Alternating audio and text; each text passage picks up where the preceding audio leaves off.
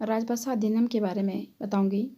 राजभाषा अधिनियम 1976 में राजभाषा अधिनियम 1963 के लिए किए गए प्रावधान के अनुसार नियम बनाया गया।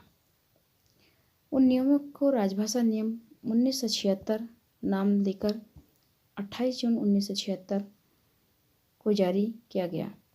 इन नियमों में किए गए प्रमुख प्रावधान इस प्रकार हैं। नंबर 1, ये नियम केंद्रीय सरकार ने सभी कार्यालयों पर लागू होते हैं।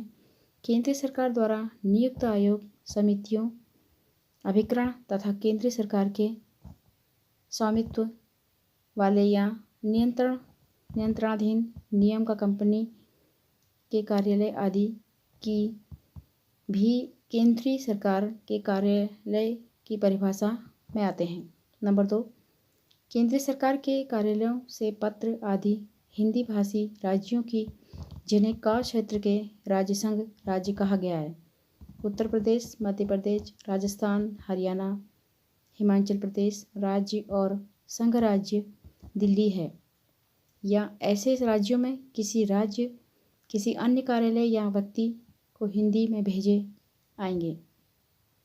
जाएंगे। यदि किन्हीं अभ्यारण्य दशाओं में कोई पत्रादि इन्हें अंग्रेजी में भेजे जाते हैं तो उनका हिंदी अनुवाद भी साथ में भेजा जाएगा। नंबर 3, केंद्र सरकार के कार्यालयों के पत्रादि पंजाब, गुजरात और महाराष्ट्र के राज्यों द्वारा चंडीगढ़ और अंडमान निकोबार द्वीप समूह में संघ शक्ति क्षेत्रों के प्रयासरतों प्रशासनों का, जिन्हें ख में शामिल किया गया है, सामान्यतः हिंदी में भेजे जाते हैं। यदि ऐसा कोई पत्र अंग्रेजी में भेजा जाता है तो उसका हिंदी अनुवाद भी साथ में भेजा जाएगा। लेकिन हम इन राज्यों में किसी व्यक्ति को भेजे जाने वाले पत्रादि हिंदी या अंग्रेजी दोनों में ऐसी किसी भाषा में भेजे जा सकते हैं। नंबर 4, अन्य अहिंदी भाषी राज्यों, हिंदी भाषी राज्यों में जिन्हें ग क्षेत्र में रखा गया है कि किसी कार्यालय का व्यक्ति को पत्रादि सामान्यतः अंग्रेजी में भेजे जाएंगे। नंबर 5, केंद्र सरकार के ख तथा ग क्षेत्रों में स्थित कार्यालयों में बीच प्रासाद पत्रादि हिंदी अथवा अंग्रेजी में हो सकते हैं। नंबर 6, हिंदी में प्राप्त पत्रादि के उत्तर हिंदी में ही दिए जाएंगे। जब सभी कोई आवेदन, अपील या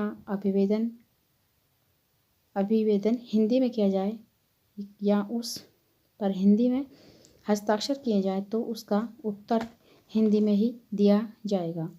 नंबर 7, केंद्रीय सरकार का कोई कर्मचारी जिसे हिंदी का कार्य साधक नाम प्राप्त होता है तो तकनीकी और विविध दस्तावेजों को छोड़कर किसी हिंदी दस्तावेज के अंग्रेजी अनुवाद की मांग नहीं कर सकता है। नंबर 8, नहीं कर सकता है।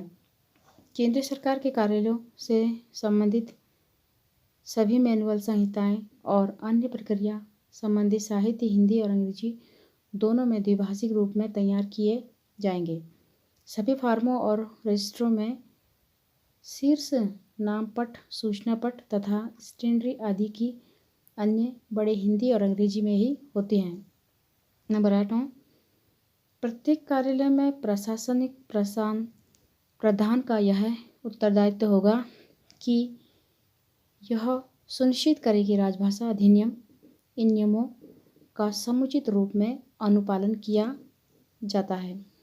सभी कार्यालयों और विभागों में निम्नलिखित कार्यालयों के लिए अनुवाद संघ किया गया है।